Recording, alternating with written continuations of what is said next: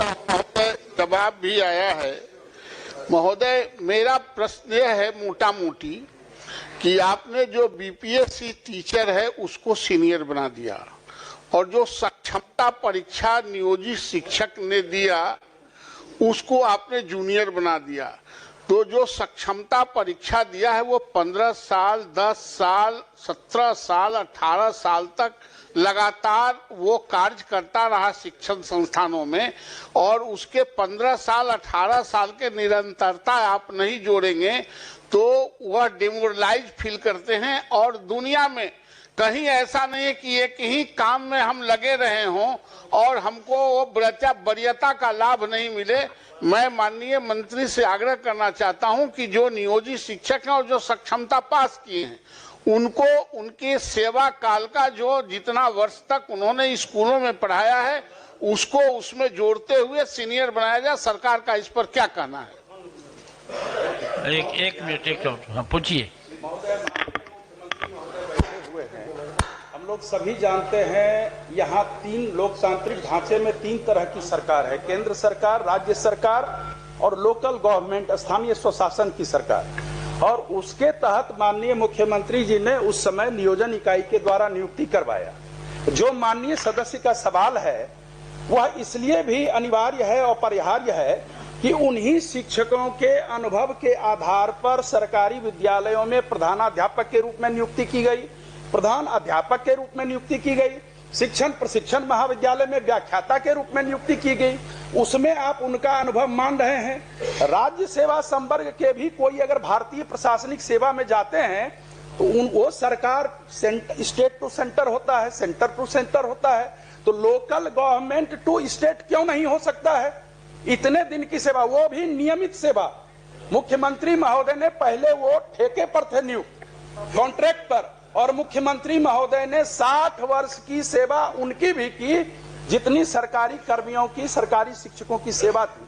तो मुझे नहीं लगता इसमें कोई विवाद है। विभाग द्वारा यह विवाद जरूर पैदा किया जा रहा है, शिक्षकों में असंतोष बनाया जा रहा है, पठन पाठन का कार्य प्रभावित हो रहा है। इसीलिए इसमें मंत्री महोदय आप एक बार समीक्षा करें और सरकार के संवैधानिक स्वरूप को देखते हुए जो माननीय सदस्य का प्रश्न है उसके अनुरूप उनको यह हकदारी मिलनी चाहिए।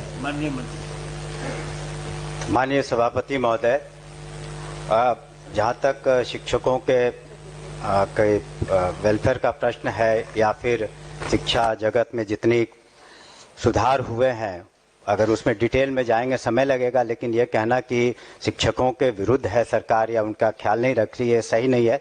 लेकिन जो कॉन्स्टिट्यूशनल पोजीशन है, हम निश्चित रूप से आपके प्रस्ताव पर विचार करेंगे, लेकिन जो कॉन्स्टिट्यूशनल पोजीशन है वो भी माननीय सदस्य जान जाएं। स्थानीय निकाय शिक्षकों की नियमावली भारत के संविधान के अनुच्छेद 243(6) के तहत अधिसूचित की गई है, जो राजकर्मी श्रेणी के तहत नहीं होते हैं। तो ये कॉन्स्टिट्यूशनल पोजीशन है, लीगल पोजीशन है।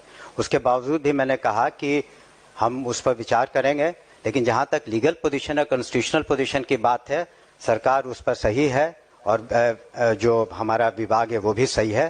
किसी को तंग तबाह करने के ख्याल से इस तरह की कोई मंशा नहीं है। हम लोगों ने तो जहाँ तक हो सका है शिक्षकों के हित में सारी कार्रवाइयाँ की हैं। अभी आप देख ही रहे हैं जो नियुक्तियाँ हों या उनके अन्य जो भी उनके हित के कार्य थे, 2 लाख करीब 50,000 से ज़्यादा जो शिक्षक थे वो तो पास कर चुके हैं सक्षमता परीक्षा में और वो राजकर्मी का दर्जा पा रहे हैं। महोदय हम भटक गए। मैं यह संजीव जी ने भी कहा कि आपने हेडमास्टर बनाया तो उसकी वरीयता को काउंट किया कि नहीं? आप बीपीएससी में सरकार ने एक योजना लाई कि नियोजित शिक्षकों को हम परमानेंट करके राज्यकर्मी का दर्जा देना चाहते हैं। आप दिए, वो परीक्षा दिया, लेकिन उसका पोंछ काट देने का आपने तो नहीं कहा था कि आपका जो पोंछ लगा हुआ है 18 साल का, 20 साल का, वो हम काट देंगे। और सरकार नियुक्त की थी, चाहे वो जिला में जिला परिषद का हो या कॉरपोरेशन में हो, जहां कहीं भी, हाँ, जहां कहीं भी नियुक्ति हुई है महोदय वो सरकार के आदेश पर हुआ है। 60 साल तक आपने उसको रखने का वादा किया इसी सदन में। हम सिर्फ यह चाहते हैं कि जो 18 साल 20 साल से काम कर रहे हैं उनकी सेवा निरंतरता उसमें जुटनी चाहिए। ये यूनिवर्सिटी एक्ट में भी है, दुनिया में ऐसा नहीं होता है कि एक ही काम कर रहे हैं, हम प्रमोशन के लिए छलांग करने जा रहे हैं बीपीएससी में देकर टेस्ट कराने, तो हमारा पोंछिए काट दीजिए। इसलिए महोदय मैं पुनः यह कहता हूं कि उनकी जो सेवा निरंतरता है उसमें जोड़ी जाए। अनुभव जितने दिन का अनुभव है, और आज अभी यूनिवर्सिटी सर्विस कमीशन के पूर्व चेयरमैन बैठे हुए हैं और वर्तमान चेयरमैन भी बहाली कर रहे हैं। आप दूसरे कॉलेजों को, अफिलिएटेड कॉलेजों के 10 साल और 5 साल का आप काम करने का अनुभव जोड़ रहे हैं कि नहीं? आप उस पर आप अंक दे रहे हैं कि नहीं? ये दुनिया में ऐसा ही चलता है।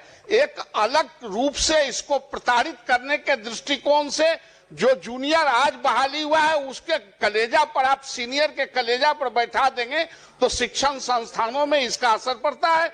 इसलिए महोदय मेरा आग्रह है कि उनका जो अनुभव का लाभ है उसमें जुटे। यह इस पर सरकार क्या कहती है? सभापति महोदय, प्रताड़ना की तो बात मेरे समझ के परे है और शायद इस सदन के समझ के भी परे है। शिक्षकों को जहां तक सुविधा दी जा रही है, एक चीज माननीय सदस्य भी बताना चाहेंगे, चूंकि उन्होंने लीगल प्रोविजन की बात की और हमने भी किया, तो क्या जो सक्षमता पास करने के पहले जब वो जो शिक्षक थे जिसे नगर निकायों ने या पंचायती राज व्यवस्था के अधीन उन्हें नियुक्ति दी गई, उन्हें टेम्परेरी स्तर पर या कॉन्ट्रैक्चुअल पर, तो वो हकदार नहीं थे न्यू पेंशन पॉलिसी के उस वक्त जब आप वहाँ पर जब आपकी नियुक्ति थी या आपको जब पंचायती राज व्यवस्था के तहत आपको शिक्षक के रूप में रखा गया, तो उस वक्त आप तो न्यू पॉलिसी स्कीम के एनपीएस के तहत पेंशन स्कीम के हकदार नहीं थे। हकदार अब आप हुए हैं अब से, जबकि आप राज्यकर्मी का दर्जा पा लिए हैं तब। इसलिए प्रताड़ना की कहाँ से बात हो रही है? वो तो उनके सुविधा के लिए हम लोग ने सक्षमता परीक्षा की और उसको हम लोगों ने राजकर्मी का दर्जा दिया। माननीय मुख्यमंत्री जी ने बिल्कुल उनके तरफ संवेदनशील रुख अपनाया है। जहाँ तक ये प्रश्न है, उन्होंने कहा कि सेवा जो उन्होंने दी है राज्य को और अपने अपने संस्थाओं में, उस पर हम विचार जरूर कर लेंगे, लेकिन कानूनन रूप से इसकी बाध्यता नहीं है, लेकिन फिर भी हम संवेदनशील होकर उस पर पुनः विचार करेंगे। धन्यवाद। ठीक, माननीय सदस्य डॉक्टर समीर कुमार सिंह और श्री मोहम्मद सोहेब। आस पर जाने का और वो कब तक बंद रहेगा? इस तरह के अधिकार से वंचित करना लोकतांत्रिक मूल्यों के खिलाफ है। और उस जिला शिक्षा पदाधिकारी और वो कार्यालय केवल वेतन रोकने के पीछे अनुशासन नहीं है, कुछ और भी बातें हैं, उसकी जांच होनी चाहिए और जिला शिक्षा पदाधिकारी के कार्यालय से उन पर और उनके अन्य जो कर्मचारी हैं उन पर कार्रवाई होनी चाहिए, उनको दंडित किया जाना चाहिए। उनको रोकने का किसने अधिकार दे दिया कि किसी तरह का आंदोलन राज्य में नहीं होगा और शिक्षक अपनी मांगों के लिए आंदोलन नहीं करेगा? ये तो हमारे लोकतांत्रिक तरीके हैं।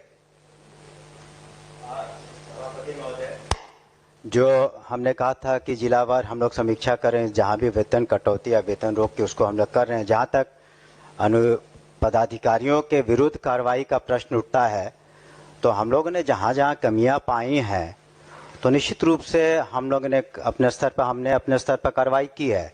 मैंने सदन को पहले भी बताया कि गोपालगंज जिले में, उसके बाद किशनगंज जिले में और 2 दिन पहले दरभंगा जिले में जो डिस्ट्रिक्ट एजुकेशन ऑफिसर थे, जो खामियां हमने पाई और बहुत ज़्यादा अनियमितताएं थी और वहाँ के जो डीपीओ थे, तो उन लोगों को हम लोगों ने निलंबित भी किया है। तो जहाँ इस तरह की कमियां उजागर होंगी कि जहाँ मेंस्ट्रिया इन्वॉल्व है, कि जहाँ पर जानबूझ करके या इस तरह की गलतियाँ हैं, तो हम लोग जिलावार समीक्षा कर रहे हैं। माननीय सदस्य को मैं कहना चाहूँगा कि इस जिले की भी जब हम लोग समीक्षा कर लेंगे और हर जिले में जहां शिक्षकों की गलतियां नहीं है उसको निश्चित रूप से उसका हम लोग सुधार कर लेंगे। मैंने पूर्व में भी कहा। माननीय श्रीमती शशि यादव। उत्तर प्राप्त हुआ है। लेकिन ये क जो है स्वीकारात्मक कहा गया है। ये विद्यालय रसोइया जो खाना बनाती हैं स्कूलों में, जिस वजह से आज स्कूलों की गुणवत्ता भी कुछ बढ़ी है, तो वो कह लीजिए कि उनको 1650 रुपया दिया जाता है और हाल के वर्षों में कोई उनके मानदेय में बढ़ोतरी नहीं हुई है महोदय। और हम लोग कहीं भी जाते हैं, लोग सुनते हैं कि बिहार में 1650 विद्यालय रसोइया को मिलता है, तो शर्म से सर झुक जाता है महोदय। और इन्हें पार्ट टाइम कहा गया है, तो मैं ये कहना चाहती हूँ महोदय कि ये पार्ट टाइमर नहीं है, क्योंकि ये कह लीजिए बच्चों को खाना खिलाती हैं और पूरा साफ सफाई करके पूरा खाना बना करके और तब वो जाती हैं, तो वो 10 से 12 घंटे उसको लग जाते हैं महोदय, इसलिए उसे पार्ट टाइम ना कहा जाए। और ये जो कहा गया है कि सितंबर और अक्टूबर 24 का भुगतान किया जा रहा है, तो इस उत्तर का क्या मतलब समझे महोदय? भुगतान किया गया या किया जा रहा है, ये मतलब किया जा रहा है का क्या मतलब समझे महोदय? और हम ये चाहेंगे महोदय कि ये भी कहा गया कि भाई ये केंद्रांश से आने पर हम करते हैं, तो मुझे लगता है कि अब डबल इंजन की सरकार है, तो थोड़ा केंद्र सरकार से भी गुहार करके और ये बढ़ाया जाए और बिहार एक मिसाल कायम करे, क्योंकि अन्य राज्यों में इससे ज्यादा मिलता है महोदय, बगल के राज्यों में से ज्यादा मिलता है, इसलिए यहाँ निश्चित तौर पर कम से कम 10,000 किया जाए महोदय। हम ये मांग करेंगे, क्योंकि बहुत गरीब परिवार की महिलाएं रहती हैं। अगर आप देख लीजिए कि जो घरों में घरेलू कामगार महिलाएं रहती हैं, वो भी अगर खाना बनाती हैं, तो आप कहीं से भी 5 से 7 हजार रुपया देते हैं, और ये स्कूल में इतना बड़ा योगदान दे रही हैं और सबसे गरीब परिवार की महिलाएं हैं। इसलिए महोदय इस पर थोड़ा विशेष ध्यान दिया जाए और बिहार में एक मिसाल कायम किया जाए। सभापति महोदय, माननीय सदस्य ने जो अपनी बातें कही हैं उन्हें ग्रहण करते हैं। दूसरी बात कि माननीय मुख्यमंत्री जी के नेतृत्व में सरकार संवेदनशील है। उन्होंने रसोइया के बारे में कहा, हम लोग उस पर विचार करेंगे, लेकिन उनको साथ साथ ये भी पूरा बिहार जानता है कि किस तरह से माननीय मुख्यमंत्री ने जो तालीमी मरकज़ है उनका 11,000 से 22,000, शिक्षा मित्र है उनका 12,000 से 23-24,000, और किस तरीके से जो टोला सेवक हैं ताकि दलित बच्चों को भी उनको स्कूल में लाया जाए 12,000 से 24,000, इसी सरकार ने किया है। तो सरकार तो बिल्कुल संवेदनशील है कि जहाँ तक प्रश्न है बच्चों को स्कूल तक लाने का, और इसी वजह से सरकार के इन सब प्रयासों की वजह से जहाँ ड्रॉप आउट 12% से ज़्यादा था, आज 1% से कम है। अन्य योजनाएं भी हैं, और निश्चित रूप से जो माननीय सदस्य की चिंता है हम लोग भी उससे अवगत हैं, और उस पर हम लोग संवेदनशील रुख निश्चित रूप से अपनाएंगे। बजट को भी हम लोग को ध्यान में रखना होता है। शुक्रिया महोदय एक बस महोदय महिला का सवाल है महोदय, बस ये बिल्कुल आपने उन सारे लोगों का किया है, तो इनको भी जो सबसे कम आप दे रहे हैं, उनको 11,000 दे रहे थे, किया है वो अच्छी बात है, मगर 1650 रुपया आप दे रहे हैं इनको, तो इनका भी किया जाए। और 10 महीने का मिलता है महोदय, कम से कम इनको 12 महीने का किया जाए, ये हम जरूर मांग करेंगे। 10 महीने का आप देते हैं, जबकि स्कूल शिक्षकों को आप 12 महीना का देते हैं, तमाम कर्मचारियों को आप 12 महीना का देते हैं, तो इनको क्यों 10 महीने का देते हैं? इसलिए इनका भी 12 महीना किया जाए महोदय। ठीक, चलिए माननीय सदस्य प्रोफेसर नवल कुमार किशोर यादव। जवाब भी आया है महोदय। मेरा प्रश्न यह है मोटा मोटी कि आपने जो बीपीएससी टीचर है उसको सीनियर बना दिया, और जो सक्षमता परीक्षा नियोजित